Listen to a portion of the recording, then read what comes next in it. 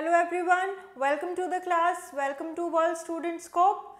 My name is Amita Gaur and today we are going to study about class 6 civics chapter 2 which is diversity and discrimination.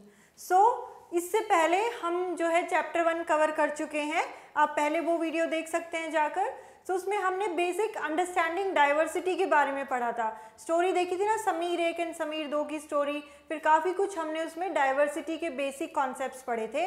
आज जो है हम chapter 2 में क्या पढ़ेंगे, diversity and discrimination, कि इसमें क्या डिफरेंसेस हैं एंड इंडिया में कैसा कॉन्टेक्स्ट है ना। सो बेसिक्स आज हम पूरा इस चैप्टर में कवर कर लेंगे, चैप्टर 2 आपका कंप्लीट हो जाएगा आज। सो पहला जो टॉपिक है that is difference and prejudice. सबसे पहले आप एक चीज़ बताइए कि बहुत सारी चीज़ें ऐसी है ना जो मिलकर आपको आप बनाते हैं। कैसे? जहाँ आप रहते हो, आप कैसी लैंग्वेज बोलते हो, आप कैसा खाना खाते हो, आपका कैसा कल्चर है, कैसा ट्रेडिशन है, कौन सा रिलीजन है, ये सारे एस्पेक्ट्स मिलकर ही आपको जो आप हो वो बनाते हैं, है ना। सो बहुत सारी चीज़ें हैं जो हमें बनाते हैं कि how we live, the languages we speak, हम क्या खाते हैं, क्या पहनते हैं, क्या गेम्स खेलते हैं, है ना, क्या क्या चीज़ें करते हैं। सो कंबाइंडली अगर हम देखें तो ये सारी चीज़ें हमें मिलकर who we as a person are हमें बनाते हैं।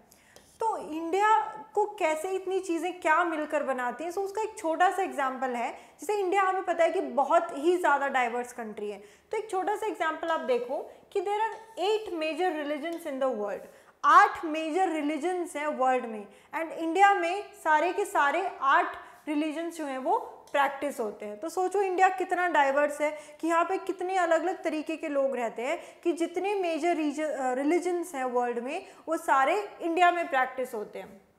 इंडिया में मोर देन 1600 लैंग्वेजेस हैं, समझ रहे हैं आप, 1600। जो शेड्यूल्ड लैंग्वेज है इंडिया में, जो कॉन्स्टिट्यूशन में स्पेसिफाइड हैं, वो सिर्फ 22 हैं, है ना। लेकिन जो लोगों की मदर टंग है, जो लोग बोलते हैं, जो उनकी लैंग्वेज है, वो more than 1600 and there are more than 100 dance forms. 100 से ज़्यादा क्या है, 100+ डांस फॉर्म्स हैं। तो इस तरीके का डाइवर्स जो है हमारा इंडिया का बैकग्राउंड है। Yet this diversity is not always celebrated. लेकिन तभी इतना डाइवर्स होने के बाद भी तभी भी इंडिया में क्या है, ये डाइवर्सिटी हमेशा सेलिब्रेट नहीं होती। क्यों नहीं होती?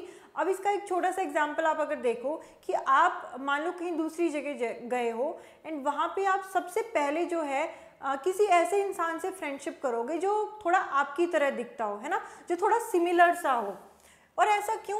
क्योंकि हम अक्सर उन लोगों से जल्दी इंटरेक्ट करते हैं जो हमें लगता है कि हाँ ये तो हमारी तरह है, हमसे मैच हो रहा है थोड़ा, है ना। और जो हमसे थोड़ा दूर अलग सा दिखता है उससे हम ज़्यादा इंटरेक्ट नहीं करते हैं। So this is because we feel safe and secure with people who look, talk, dress and think like us. क्योंकि हमें लगता है कि हाँ ये हमारी तरह दिख रहा है तो हमें थोड़ा सेफ लगता है, कंफर्टेबल फील होता है। So sometimes when we meet people who are very different from us, we may find them strange and unfamiliar.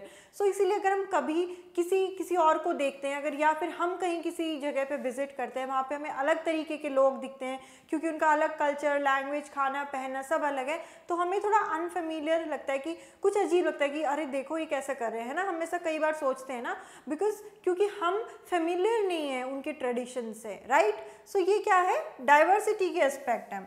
People also form certain attitudes and opinions about others who are not like them. Generally ऐसा होता है कि हम क्या करते हैं, अपने mind में ओपिनियंस बनाने लगते हैं जो हमारी तरह नहीं होता है उसके बारे में। जैसे मान लो आप कहीं किसी जगह पे घूमने, आप मान लो नॉर्थ इंडिया से बिलोंग करते हो और आप साउथ इंडिया के किसी जगह पे गए हो, तो आप क्या सर्टेनली कुछ वहाँ पे ओपिनियंस बना लोगे कि देखो हमारे यहाँ ऐसा नहीं होता पर इनके यहाँ ऐसा होता है, इनके यहाँ लोग ऐसा करते हैं, ऐसा कर रहे हैं, ये कर रहे हैं, वो कर रहे हैं, है ना। There are so many different things. तो लोग क्या करते हैं, कुछ ओपिनियंस बना लेते हैं उन लोगों के बारे में जो उनकी तरह सिमिलर नहीं दिखते हैं। सॉरी। सो प्रेजुडिस क्या है बेसिकली? इट मीन्स टू जज अदर पीपल नेगेटिवली और to see them as inferior, कि दूसरे लोगों को अगर आप नेगेटिवली जज कर रहे हो या फिर उनको इन्फीरियर, जैसे होता है ना कि कुछ हीन भावना से देखना कि यार ये तो हमसे ऐसा है, ये ऐसा है ना। कि जैसे एक एग्जांपल लो आप कि यहाँ पे एग्जाम्पल दिया हुआ है बुक में कि अगर आप सोचो कि इंग्लिश जो है वो क्या है, बेस्ट लैंग्वेज है ना, इंग्लिश जो क्या है वो बेस्ट लैंग्वेज है और बाकी लैंग्वेजेस क्या है, इंपॉर्टेंट नहीं है। तो इससे क्या होगा, आपने अपने माइंड में ओपिनियन बना लिया है कि English is the best language. तो इससे अगर आप कोई बाकी किसी लैंग्वेज को देखोगे तो आप उसकी इतनी रिस्पेक्ट नहीं करोगे कि ये तो एवं ही लैंग्वेज है ना, इंग्लिश ही सबसे इम्पॉर्टेंट है, तो बाकी लैंग्वेजेस को आप उस रिस्पेक्ट से, उस इम्पॉर्टेंस से नहीं देखोगे। सो ये क्या है, प्रेजुडिस है, जो ओपिनियन है आपने अपने माइंड में ऑलरेडी बना रखा है। सो इसी तरह से अगर आप किसी दूसरे पर्सन को नेगेटिवली जज करते हो या कोई ओपिनियंस बना लेते हो या फिर आप इंफीरियर समझते हो, तो ये क्या है, प्रेजुडिसेस हैं। When we think that only particular way is the best and right way to do things, we often end up not respecting others who may prefer to do things differently. जब आप ये सोच लो कि ये एक ही तरीका है किसी चीज़ को सही करने का और उसके अलावा आपको बाकी सारे तरीके गलत दिखे, तो ये क्या है, एक प्रेजुडिस है कि आपने अपने माइंड में एक ओपिनियन बना लिया है। So this is what we call as prejudice. जैसे एग्जाम्पल हमने देखा कि इंग्लिश को अगर आप मान लो कि बहुत मोस्ट इंपॉर्टेंट बेस्ट लैंग्वेज है, इसके अलावा तो कोई है ही नहीं, तो आप बाकी लैंग्वेजेस को कभी इंपॉर्टेंस नहीं दोगे। We can be prejudiced about many things, people's religious beliefs, the color of their skin, the region they come from, the accent they speak in, the clothes they wear, etc. तो हम बहुत सारी चीज़ों को लेकर क्या हैं, प्रेजुडिस्ड होते हैं। जैसे कि मान लो कोई लोग कहाँ से आ रहे हैं, उनकी कलर, उनके स्किन कलर को लेके, उनकी लैंग्वेज को लेके, उनके खाने को लेकर, हर चीज़ को लेकर हम ऐसा नहीं सोचते अपने माइंड में, हम कमेंट करते रहे कि देखो यार इसने क्या पहना है, देखो यार ये कैसे रिएक्ट कर रहा है, देखो ये कहाँ से आया है, ये है ना, ये कैसा है, ये काला है, गोरा है। हम बहुत सारी चीज़ें ऐसे डे टू डे लाइफ में हैं जो हम ऑफन रिपीट करते हैं। तो ये क्या है, हमारे माइंड में प्रेजुडिस हैं जो हमने फॉर्म कर रखे हैं। क्रिएटिंग स्टीरियोटाइप्स, अब क्या है, all of us are familiar with gender differences, है ना। What does it mean to be a boy और अ गर्ल, कि क्या मीन है अगर आप बॉय या फिर गर्ल हो। तो आप कहोगे कि we are born as boys और गर्ल्स, कि हम या तो हम, मुझे पता है कि मैं लड़का हूँ, मुझे पता है मैं लड़की हूँ, तो इसमें ऐसा नया क्या है, इसमें ऐसा नया क्या है पढ़ने के लिए, है ना। We all are aware of gender differences, हमें इतना पता है। अलग क्या है इसमें, अगर हम ये सारे स्टेटमेंट्स देखें जो आपकी बुक में दिए हैं, अगर हम ये सारे स्टेटमेंट्स देखें और अगर हम ये सोचें कि किससे रिलेट कर रहा है, जैसे generally they don't cry, boys से कि boys don't cry, they are emotional, girls are emotional, they are good at cooking, girls are good at cooking, they are good at sport, boys are good at sports, they are rowdy, है ना, boys are rowdy, so they don't cry, boys again, they are good at dance and painting, again associated with girls, boys are naughty, they are physically strong, boys are physically strong। तो ये क्या है कि क्या है, हमारी society ने ये क्या है, स्टीरियोटाइप्स क्रिएट करके रखे हैं। ये सारे एग्जाम्पल्स हैं। अब यहाँ पे जेंडर तो नहीं लिखा है ना, दे लिखा हुआ है सिर्फ, दे का मतलब तो कोई भी हो सकता है, बॉयज़ या गर्ल्स, लेकिन जनरली क्या है, सोसाइटी हमें बताती है कि अच्छा तुम लड़का हो, तुमको ऐसे ऐसे बिहेव करना है, and you are a girl तो you have to behave in a certain way. जैसे एक एग्जाम्पल अगर हम यहाँ पे लिखें तो एक स्टेटमेंट है कि दे डोंट क्राई। अब यहाँ पे इतना लिखा है कि दे डोंट क्राई, ऐसा तो नहीं लिखा कि गर्ल्स डोंट क्राई या बॉयज़ डोंट क्राई, लेकिन हम जनरली इसको बॉयज़ के साथ एसोसिएट कर लेते हैं कि हाँ बॉयज़ जनरली डोंट क्राई, कि लड़के क्या हैं, जनरली रोते नहीं हैं। और बचपन से सोसाइटी ने जब ऐसे सिखा रखा है तो सोसाइटी क्या है, आपको बताएगी कि जैसे आप एज बेबीज़ ऑल्सो, और जब आप धीरे धीरे बड़े होते हो तो आपको पेरेंट्स भी या सोसाइटी भी सब बोलते हैं कि अरे नहीं तुम लड़के हो, तुमको रोना नहीं है ना, क्योंकि लड़के तो रोते नहीं है, it is a sign of weakness कि बॉयज़ डोंट क्राई। तो जनरली आप क्या करते हो, अपने अंदर ये टेंडेंसी बना लेते हो, और जब आप और बड़े होते जाते हो तो आप रिजिड हो जाते हो, एंड तब आप सोचते हो कि नहीं मुझे रोना नहीं है ना। ये कोई फैक्ट नहीं था, बस सोसाइटी ने क्या है ऐसा स्टीरियोटाइप क्रिएट करके रखा था। तो आपको बहुत सारे लोग ऐसे बोलेंगे फैमिली में, सराउंडिंग्स पे, कि तुम लड़के हो तुम्हें रोना नहीं है, कि बॉयज़ क्या है जनरली ब्रेव होते हैं, बॉयज़ क्या है स्ट्रांग होते हैं, वो रोते नहीं हैं। अगर मान लो आपको किसी बात पे कभी दर्द में या गुस्से में या एनी रीज़न आपको कभी रोना भी आया, तो लोग क्या करेंगे, आपको टीज़ करेंगे, मजाक उड़ाएंगे ना, आसपास चिढ़ाएंगे कि देखो ये तो रो रहा है। सो ये क्या है, अगेन स्टीरियोटाइप्स हैं जो सोसाइटी ने क्रिएट किए हैं। सो लड़का बाद में क्या है, जब बड़ा होता है धीरे धीरे, तो वो भी विश्वास करने लगता है कि हाँ मुझे रोना नहीं है, क्योंकि बचपन से सिखाया ही ऐसा गया है, तो I am strong, and he also starts to believe this thing. और उसके बाद वो फील करता है कि अगर जैसे बाकी लोग, अगर मैं रोऊंगा तो बाकी लोग चिढ़ाएंगे, हंसेंगे। तो ये क्या है, इनिशियली सोसाइटी ने बता रखा है ऐसे कि आप लड़का हो और आप लड़की हो, आप लड़की हो तो आप क्या है, आपको गुड एट कुकिंग होना पड़ेगा, आपको वेल बिहेव्ड होना पड़ेगा, सॉफ्ट स्पोकन होना पड़ेगा। तो ये सारी क्वालिटीज़ जो हैं एसोसिएट कर दी जाती हैं बॉयज़ एंड गर्ल्स के साथ। So this is the way boys are and this is how girls are.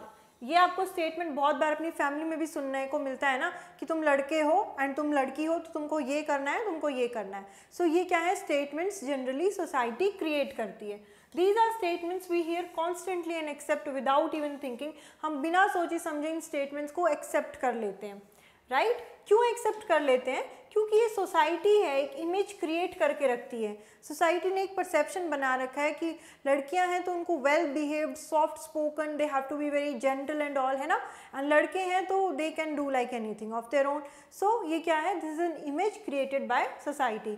तो जब हम when we fix people into one image, जब हम लोगों को एक पर्टिकुलर इमेज में फिक्स कर लेते हैं, तो हम क्या कर रहे हैं, स्टीरियोटाइप्स क्रिएट कर रहे हैं। Then we are creating stereotypes. तो यही टॉपिक था कि how do we create stereotypes. When people say that those who belong to a particular country, religion, sex, race or economic background are stingy, lazy, criminal, dumb, they are using what? Stereotypes। जब हम ये कहते हैं ना कि अच्छा ये तो फलाना फलाना कम्युनिटी का कोई आदमी है तो ये तो टेररिस्ट होगा, तो हमने क्या किया, मान लो कोई एक हो सकता है बट हमने पूरी कम्युनिटी को उसके साथ एसोसिएट कर दिया। तो हमने क्या किया, एक स्टीरियोटाइप क्रिएट कर दिया। तो this is how a stereotype is created. Stereotypes stop us from looking at each person as a unique individual with his or her own special qualities and skills that are different from others। तो stereotype जब हम create कर देते हैं, fix कर देते हैं अपने mind में, तो हम उसके बाकी qualities जो अच्छी qualities हैं उसको देख नहीं पाते हैं। So they fix large numbers of people into only one pattern or type। तो हम एक पैटर्न में बस फिक्स कर देते हैं कि इस रीजन के लोग ऐसे होते हैं, इस रिलीजन के लोग ऐसे होते हैं। तो हमने क्या किया, एक पर्टिकुलर फिक्स कर दिया। उसके अलावा हम ब्रॉडर व्यू पे उनकी अच्छी चीज़ों को देख नहीं पाते हैं। So this is how the stereotypes are created. Next topic है inequality and discrimination. Discrimination happens when people act on their prejudice or stereotypes। Discrimination तब होता है जब हम अपने स्टीरियोटाइप या फिर प्रेजुडिस के अकॉर्डिंग एक्ट करते हैं। कैसे?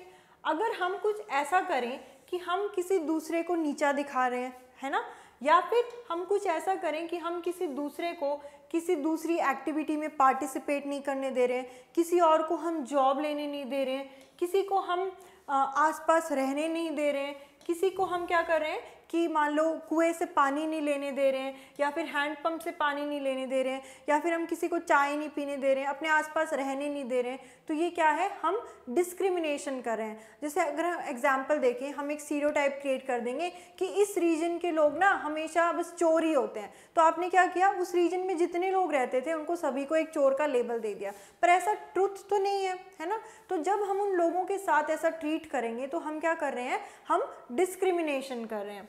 सो this is what is discrimination. हम क्या करें, जैसे कुछ लोग होते हैं ना कि मान लो कुछ सर्टेन कास्ट के लोग आ गए तो उनके लिए अलग कप में चाय देते हैं, तो ये क्या है, डिस्क्रिमिनेशन है कि आप उनको अपने जो चाय का कप है उसमें चाय ऑफर नहीं कर रहे हो, आप उनके लिए अलग से सेपरेट रखा हुआ है। So this is what is again a form of discrimination. काफ़ी प्रेवलेंट है इंडिया में इनइक्वालिटी एंड डिस्क्रिमिनेशन। जो हमने प्रीवियस चैप्टर में स्टोरी पढ़ी थी, समीर 1 और समीर 2 की स्टोरी, तो उसको आप रिकॉल करो जरा। दोनों समीर जो क्या है, अलग अलग बैकग्राउंड से बिलोंग करते थे, है ना, दोनों अलग अलग रिलीजन से बिलोंग करते थे।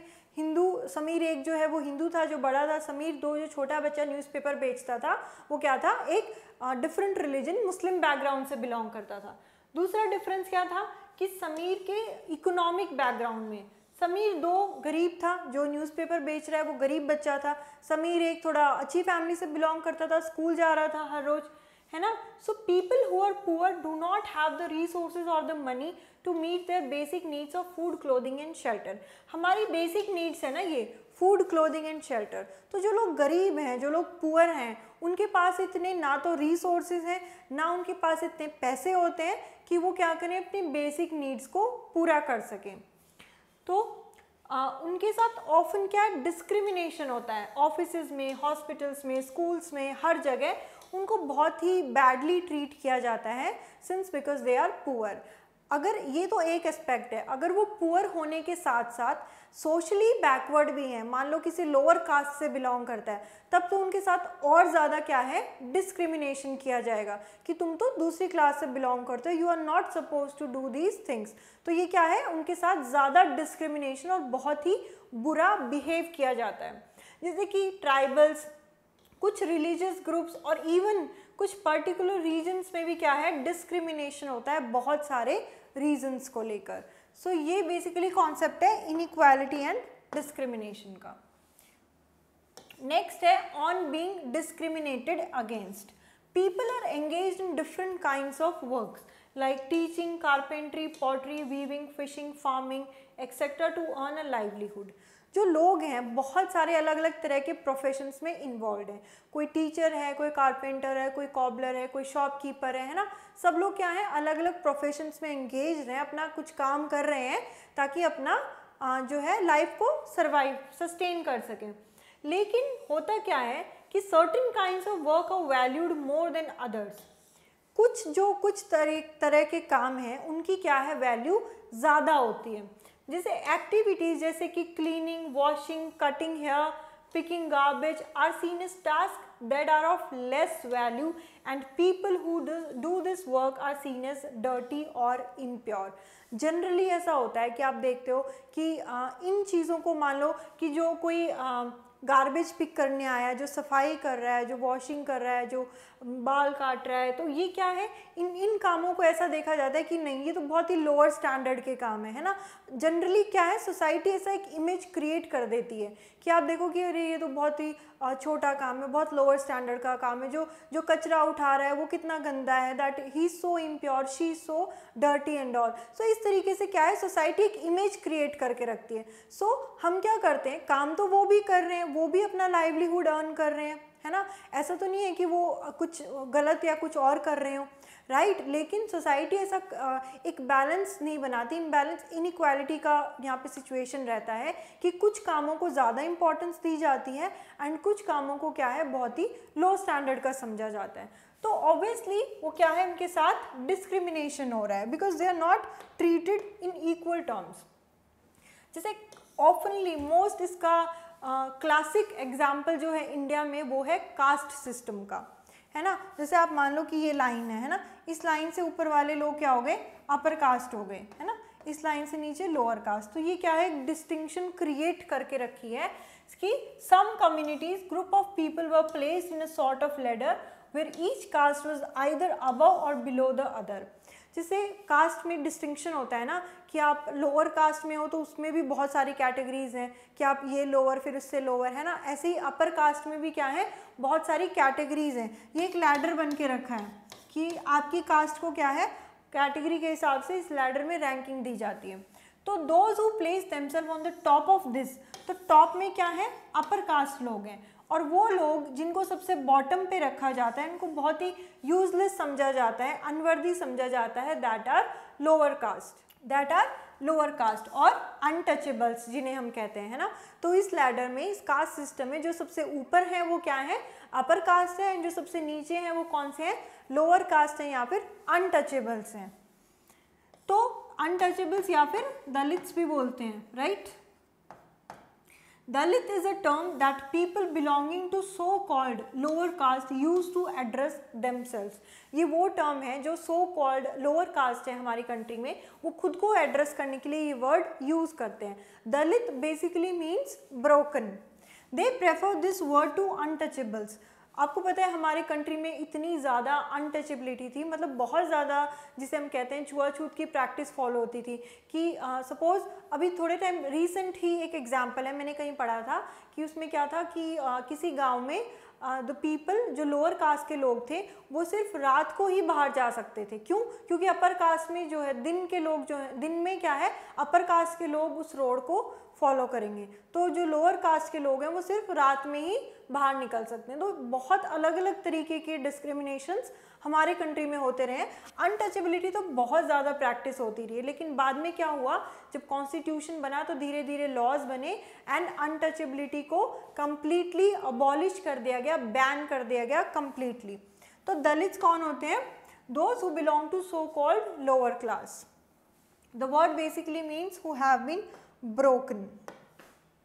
For example, some groups were forced to pick garbage and remove dead animals from the village. जैसे पहले के टाइम पे, अभी भी हम कई जगह ऐसे देखते हैं कि कुछ पर्टिकुलर लोगों को बोला जाता है कि आपका काम सिर्फ क्या है, या तो कचरा उठाना या फिर जो एनिमल्स मान लो जो मर जाते हैं विलेज में ना, उनको उठा के फेंकना। सो ऐसे कुछ काम जो है एक पर्टिकुलर कम्युनिटी को दिए जाते थे। But they were not allowed to enter the homes of upper caste. लेकिन उन लोगों को क्या बोला गया कि आपको सिर्फ यही काम करने हैं, आप ना तो अपर कास्ट जो सो कॉल्ड अपर कास्ट वाले हैं, ना आप उनके घर जा सकते हो, है ना आप पानी ले सकते हो गांव के कुएं से, विलेज वेल से आप पानी भी नहीं ले सकते हो, आप मंदिर में एंटर नहीं कर सकते हो, और जो उनके बच्चे हैं वो दूसरी कास्ट के बच्चों के साथ स्कूल में भी नहीं बैठ सकते हैं। सो इस तरीके के बहुत ही ज़्यादा डिस्क्रिमिनेशंस फेस करने पड़ते थे दलित्स कैटेगरी को, राइट। सो इस तरीके के बहुत सारे डिस्क्रिमिनेशन फेस किए उन्होंने। जैसे एक बहुत ही इम्पॉर्टेंट लीडर हुए हैं हमारी इंडियन हिस्ट्री में, वो हैं doctor Bhimrao Ambedkar, the father of our constitution, very very prominent man, very respectable man. तो डॉक्टर B.R. अम्बेडकर जो बहुत one of the greatest leaders रहे हैं, अपना एक एक्सपीरियंस बताते हैं, आपकी बुक में एक स्टोरी भी दी हुई है, अपना एक्सपीरियंस बताते हैं 1901 में जब वो सिर्फ 9 साल के थे। क्या स्टोरी है इनकी कि ये अपने कुछ भाइयों और कज़न्स के साथ कोरेगांव जो महाराष्ट्र में है, इनको वहाँ पे जाना था। तो ये क्या स्टेशन पे गए, वहाँ से इन्होंने सोचा कि हमें कुछ मिल जाएगा, कोरेगांव में इनके पापा रहते थे, तो इन्होंने बोला कि हमें वहाँ पे जाना है। ये अपने कुछ भाइयों और कुछ कज़न्स के साथ वहाँ पे खड़े थे। तो स्टेशन मास्टर आता है, स्टेशन मास्टर पूछता है इनसे कि क्या हुआ, क्यों खड़े हो, टिकट दिखाओ। तो ये अपनी टिकट दिखाते हैं। तो इन्होंने मतलब ये काफ़ी वेल ड्रेस थे और इन्होंने लिखा कि हम जिस तरीके से ड्रेस्ड अप थे तो कोई हमें कह नहीं सकता था कि हम क्या अनटचेबल्स के बच्चे हैं, ठीक है। तो स्टेशन मास्टर को लगा कि ये तो अच्छी फैमिली से बिलोंग करते होंगे, उसने अपने मन में, हम जो प्रेजुडिस की बात की तो ओपिनियन बना ली। लेकिन एज़ यूजुअल हिंदू होने के कारण जो हिंदू फैमिलीज में पूछा जाता है ना, भाई कौन सी कास्ट है बताओ, वही स्टेशन मास्टर ने पूछा कि कौन हो तुम, कहाँ से आए हो। तो फिर उसने बताया, डॉक्टर B.R. अम्बेडकर बताते हैं कि हम क्या मेहर्स हैं। मेहर्स एक कम्युनिटी है जो उस टाइम अनटचेबल्स में आती थी, ठीक है। बहुत ही इसको क्या है लोअर कैटेगरी माना जाता था, मेहर कम्युनिटी को अनटचेबल्स में आती थी। तो स्टेशन मास्टर का बिल्कुल रंग उड़ गया, उसका फेस जो पहले सिंपैथी वाला था ना कि अरे बच्चे खड़े हैं कुछ मिल नहीं रहा, तो एकदम से फेस जो है टर्न हो गया कि अरे ये तो अनटचेबल्स के बच्चे हैं, इस तरीके से रिएक्शन हो गया। तो शाम हो जाती है धीरे धीरे, लेकिन उनके क्या पापा या फिर जो आने वाला था वो आते नहीं है वहाँ पे, तो वो स्टिल क्या है ग्रुप में खड़े हैं। उसके बाद फिर से स्टेशन मास्टर आता है कि भाई क्या चाहते हो, कैसे करोगे। तो वो बताते हैं कि हमें यहाँ पे बोलते बहुत सारे बुलक कार्ट्स खड़े हैं, तो हमें कुछ मिल जाएगा जो हमें वहाँ तक पहुँचा दें। तो सारे बुलक कार्ट्स वालों को पता चल गया कि ये तो मेहर कम्युनिटी के हैं। अब उन्होंने बोला कि अगर हम इनको बिठाएंगे तो हम तो अशुद्ध हो जाएंगे, तो वो अशुद्ध होना नहीं चाहते थे। तो इन लोगों ने रिक्वेस्ट की कि हम आपको डबल पैसे देंगे, हमें वहाँ तक पहुँचा दो। लेकिन कोई भी जो है वहाँ पे एग्री नहीं करता है। डबल पैसे देने के बाद भी सबने मना कर दिया कि नहीं, आप तो छोटी जात मेहर कम्युनिटी से बिलोंग करते हो, हम आपको नहीं बिठाएंगे, हम क्या है अशुद्ध हो जाएंगे। तो इस तरीके का एक्सपीरियंस जो है डॉक्टर B.R. अम्बेडकर शेयर करते हैं, आपकी बुक में दिया हुआ है ये। Doctor B.R. अम्बेडकर बेसिकली जो हैं इतनी उनकी स्ट्रगल भरी लाइफ रही। ये पहले ऐसे इंसान थे अपनी कम्युनिटी से जो बाद में इंग्लैंड गए थे, लॉयर बने, ये उन्होंने वहाँ पे पढ़ाई करी, इंडिया में आए, फादर ऑफ द कॉन्स्टिट्यूशन भी इनको बोलते हैं, ड्राफ्टिंग कमेटी के चेयरमैन थे। दलित्स के लिए इन्होंने काफ़ी ज़्यादा जो है आवाज़ उठाई, काफ़ी ज़्यादा रिफॉर्म्स भी किए एंड काफ़ी एनकरेज किया कम्युनिटी को। सो ये बहुत ही बड़े हम कह सकते हैं कि सोशल रिफॉर्मर्स भी रहे हैं। तो इस स्टोरी में हम क्या देखते हैं कि कास्ट बेस्ड डिस्क्रिमिनेशन जो है वो दलित्स को रोकता है कि आपको ये नहीं करना, आपको ये नहीं करना। उनके साथ बहुत तरीके के क्या है डिस्क्रिमिनेशंस होते हैं। सो ये एक स्टोरी है जो दी हुई है आपकी बुक में। Next topic is striving for equality. The struggle for freedom from British rule also included within it the struggle of large groups of people who not only fought against the British but also fought to be treated more equally. जब British rule के against लड़ाइयाँ चल रही थी तो उसमें कुछ groups थे जैसे दलित्स, वुमेन्स, ट्राइबल्स, पेजेंट्स मतलब फार्मर्स, इन्होंने भी लड़ाई करी कि हमें भी अधिकार दो, हमें भी इक्वल होने का अधिकार दो। सो इन्होंने भी क्या है काफ़ी प्रोटेस्ट करे क्योंकि इनके खिलाफ भी बहुत ज़्यादा इनइक्वालिटीज़ थी। Many Dalits organized themselves to gain entry into temples. जैसे दलित्स ने अपने क्या है मूवमेंट चलाए कि हमें क्यों नहीं मंदिर में जाने दिया जा रहा है, हमें भी जाने दो। ऐसे ही वुमेन ने डिमांड किया कि हमें भी क्या है राइट ऑफ एजुकेशन होना चाहिए। कि जैसे मान लो अभी भी कई जगह ऐसा होता है कि लड़के को पढ़ा दिया जाता है, लड़की को नहीं पढ़ाया जाता। तो उस टाइम पे भी सेम सिचुएशंस थी, इससे ज़्यादा ही ख़राब थी सिचुएशन। तो वुमेन ने भी अपने राइट्स की डिमांड की। पेजेंट्स और ट्राइबल्स जो फार्मर्स थे उन्होंने डिमांड की कि जो मनी लेंडर जो इतने ज़्यादा पैसे चार्ज कर रहे हैं, इतने ज़्यादा हाई इंटरेस्ट, हाई लोन पे अमाउंट देते हैं, तो उनसे हम कैसे बचें। तो इस तरीके के काफ़ी प्रोटेस्ट भी हुए हैं इक्वालिटी के लिए। जब इंडिया इंडिपेंडेंट होता है 1947 में, तो वो लोग जो कॉन्स्टिट्यूशन बना रहे थे, जैसे doctor B R Ambedkar drafting committee के ओवरऑल चेयरमैन थे, तो वो सारे लीडर्स जो थे उनको पता था कि कहीं ना कहीं इंडिया में क्या सिचुएशंस हैं। तो उन्होंने काफ़ी सारे लॉज बनाए इस चीज़ से रिलेटेड कि इक्वालिटी रहे इंडिया में, है ना। तो अनटचेबिलिटी को जैसे बैन कर दिया, कंप्लीटली अबॉलिश कर दिया, और सभी के पास अब क्या है इक्वल अपॉर्चुनिटीज़ एंड राइट्स हैं।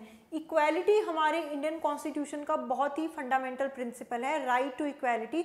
सभी के पास क्या है इक्वल राइट्स एंड अपॉर्चुनिटीज़ हैं। जैसे पहले के टाइम पे क्या होता था कि मान लो कि कोई कॉबलर है ना, तो उसका बेटा भी कॉबलर ही बनेगा, इस तरह के जो है चलता रहता था। लेकिन अब ऐसा नहीं है, हर एक के पास क्या है इक्वल राइट और अपॉर्चुनिटी है। आपको जो काम आप करना चाहते हो तो you are free to do the kind of works you do. Government jobs जो है वो सभी के लिए ओपन है। Constitution also place responsibility on the government. Constitution ने गवर्नमेंट पे भी ये रिस्पॉन्सिबिलिटी दी है कि जो मार्जिनलाइज सेक्शंस हैं, कि जो गरीब लोग हैं या जो वल्नरेबल लोग हैं, पुअर हैं, दलित हैं, वुमेन हैं, तो इनके अपलिफ्टमेंट के लिए आप कुछ कानून बनाओ ताकि इनको भी क्या है बराबर के अधिकार मिले। They felt like people must have the freedom to follow their religion, speak their language, celebrate their festivals. एक और इम्पॉर्टेंट चीज़ कि राइट टू फ्रीडम। जो लीडर्स जो कॉन्स्टिट्यूशन बना रहे थे उनको लगा कि सभी लोगों को अपना रिलीजन फ्रीली क्या है चुनने का अधिकार हो, फ्रीली वो क्या है अपनी लैंग्वेज बोल पाए, अपने फेस्टिवल्स जो है सेलिब्रेट कर पाए। तो इस तरीके से गवर्नमेंट ने क्या किया कि सभी रिलीजन्स को इक्वल ट्रीटमेंट देता है ना। हमारा कंट्री ऐसा नहीं है कि एक रिलीजन को पर्टिकुलरली ज़्यादा फेवर करता है। हमारे कॉन्स्टिट्यूशन में भी क्या है सेक्युलर है। We are India is what a secular country, कि सारे रिलीजन्स हमारे लिए बराबर हैं, है ना। तो ये ऐसे ऐसे प्रोविजंस कॉन्स्टिट्यूशन में डाले गए। तो India became a secular country जहाँ पे लोग क्या हैं अलग अलग रिलीजन्स के होने के बाद भी उनको फ्रीडम है कि वो अपने अपने रिलीजन्स को इंडिपेंडेंटली फॉलो कर सकते हैं एंड उनके साथ कोई डिस्क्रिमिनेशन नहीं होगा। So basically equality is a value that we have to keep striving for and not something which will happen automatically. So equality ऐसा नहीं है कि एक दिन हम सब उठे और पूरा जो है देश इक्वल हो गया, ऐसा नहीं होने वाला है। हमें लगातार क्या है एफर्ट्स करने होंगे, गवर्नमेंट को भी एंड इंडिविजुअल को भी एंड सोसाइटीज़ को भी। बेसिकली हमारा जो कॉन्स्टिट्यूशन है और यहाँ पे आप देख रहे हो प्रियम्बल भी है, तो प्रियम्बल भी क्लियरली लिखा हुआ है equality of status and of opportunity and to promote the among all fraternity. So equality हमें क्लियरली प्रियम्बल देता है, इंडिया का कॉन्स्टिट्यूशन देता है कि आपके पास इक्वालिटी है राइट्स एंड अपॉर्चुनिटीज़ की। सो इस तरीके के बहुत सारे फंडामेंटल प्रोविजंस हैं जो प्रियम्बल में कॉन्स्टिट्यूशन में एडेड है। तो आज का हमने पूरा लेक्चर यहाँ पे क्या है कवर कर लिया है। कंप्लीटली हमने देख लिया डाइवर्सिटी डिस्क्रिमिनेशन के बारे में, प्रेजुडिस क्या होते हैं, स्टीरियोटाइप्स क्या होते हैं, बाद में क्या क्या हुआ, कैसे कैसे डिस्क्रिमिनेशंस हुए एंड इक्वालिटी के बारे में, राइट। सो आज का लेक्चर यहीं पे ख़त्म होता है। Thank you for the class.